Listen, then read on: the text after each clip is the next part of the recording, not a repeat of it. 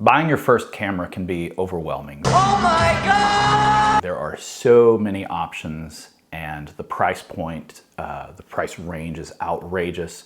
I've had many people ask me, what camera should I buy? I've also had the same question because I play guitar, what guitar should I buy? And your budget matters a lot, but your goal with it matters a whole lot too. So I want to break down how I would purchase a camera now, specifically for what I'm doing right at this moment, being a talking head on YouTube. I had a friend just this week ask me, John, what camera should I buy? And he's doing the same thing that I'm doing, and he's been using his phone and he wants to get a better camera. So I am putting together a shopping list, but first I'm gonna give you a bit of my history. I have been playing with cameras for 10 years. I started with an iPad, a really old iPad, and then I started using my wife's Canon camera. And at some point I realized I wanted to do it for business, and there was a combination of things that I wanted to do, both commercial things, weddings. I filmed a documentary, and so the camera choice that I made was heavily influenced by Philip Bloom. He's an amazing YouTube content creator, reviews cameras and drones. His videos are unmatched. You will watch his 40-minute reviews of cameras and you won't skip ahead because he's just a great filmmaker and a great storyteller in that sense. And he recommended the GH4 from Panasonic, which I got at the time. And I filmed a 40-minute documentary on that and a great many other projects. And then I have since then upgraded to the GH5, which I'm filming right now on. And for what I've been doing, the GH5 has been great. But as soon as I started getting in front of the camera and talking, there was one camera feature that was glaringly obvious that the GH5 doesn't excel in, which is my main feature that I would look for in a camera now, and that is autofocus. Your focus needs more focus. The GH5, the Panasonic cameras do have some good autofocus, but it's mostly when taking pictures. Autofocus for video is a different thing. Canon does that well, and Sony does autofocus very well. So this might seem like a Sony ad, but because I've used Canon cameras and I've used Sony cameras, my preference is Sony. So the two main things that I'm looking at a camera for is picture quality, but also usability. The best camera is the one you're going to use. It doesn't matter if you have a world-class camera, but it's difficult or irritating to try and figure out how to use it. I want to give you the cameras that I would recommend if I was moving from my phone to getting my first camera. But the first thing you need to know is you're going to have to use the camera quite a bit to get good at it. You're going to have to learn how it works. You're going to have to learn some terminology and some technical jargon. You're going to have to learn things. No camera that is getting a great quality image like this is going to work the same way that your phone does. And we love iPhones because you can turn them on and get a great quality image, but there is a cap on how good that image quality can be. And if you want to step it up, these are the cameras I would recommend on different price points. But just so you know, you're gonna have to learn how to use them. You're probably gonna turn on any camera that you get and get some really bad photos and be frustrated. So you're gonna have to go on YouTube and find some tutorials. This is not a tutorial for these cameras. But if I was starting over and I wanted to sit down in front of a camera and talk to it, the first camera that I would look at on the entry-level budget is the Sony ZV-1 Mark II. There's also a Mark I, but I would go with the Mark II. You're looking at a $900 camera. It has a lens attached to it, so that it's not an interchangeable lens, and it goes from 18 millimeters, which is pretty wide, to 50 millimeters, which is a bit more telescopic, a little bit more narrow. It has a flip screen. All of these cameras, from what I understand, have flip screens. I haven't touched every single one of them, but I have used a few of them. The only limiting factor on it is light performance. The Sony ZV-1 is not going to perform well with light. And since cameras speak the language of light, That's very important. So you're gonna have to have more light, either get closer to the sun or get your own lights and turn them on. The next camera up that I'm gonna recommend is the Sony ZV-E10 Mark II. Again, there's a Mark I, you could go that route, but I recommend the Mark II.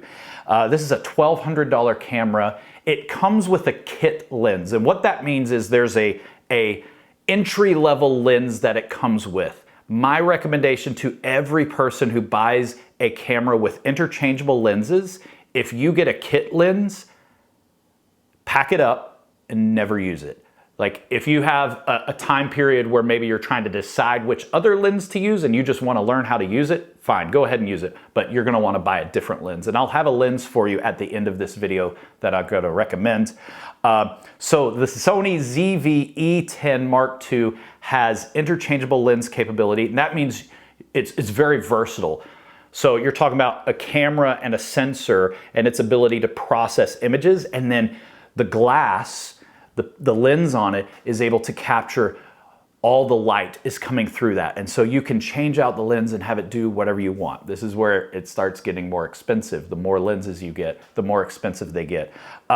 This camera is gonna shoot at 40K, 60 frames per second, and it's got a larger sensor than the camera before it. The sensor is what's detecting the light, and so a larger sensor generally means you're gonna better image quality. The next up is the Sony a6700. There are a bunch of these cameras. It's a little confusing. There's a a6100, an a6500, an a60. There's just about every number in there. The a6700 is currently the newest one that I'm aware of. And it's gonna shoot 4K video at up to 120 frames per second. So you'll get some really beautiful slow motion in 4K. This is a $1,600 camera. Again, that's not coming with a lens, so you need to put a good lens on it. It has AI enhanced autofocus. So this camera the autofocus is already gonna be good on the first two cameras I mentioned. This one's gonna be even better. And so the autofocus is speeding up your filming process. You can turn the camera on, point it at yourself, and the autofocus, when you have it turned on, is going to keep you in focus, and you'll never have to worry about that.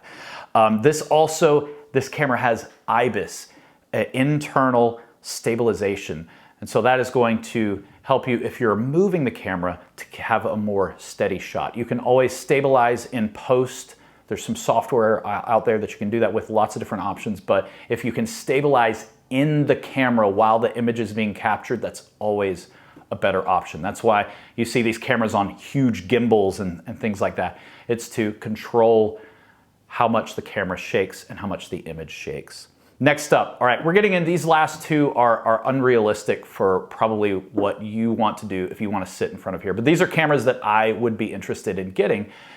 Potentially the Sony FX30, which is a $2,300 camera, or the FX3, which is a $4,000 camera.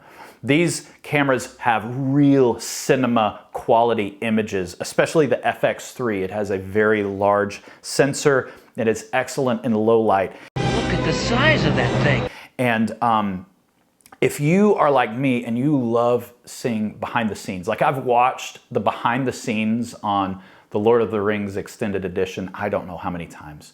There's a movie called The Creator. You should definitely watch it. It's a sci-fi movie, and if you buy it, there's an hour-long mini documentary about how it was filmed and how they made a film that looks like it's on par quality image-wise with a $200 million Marvel movie, but they filmed it for $80 million.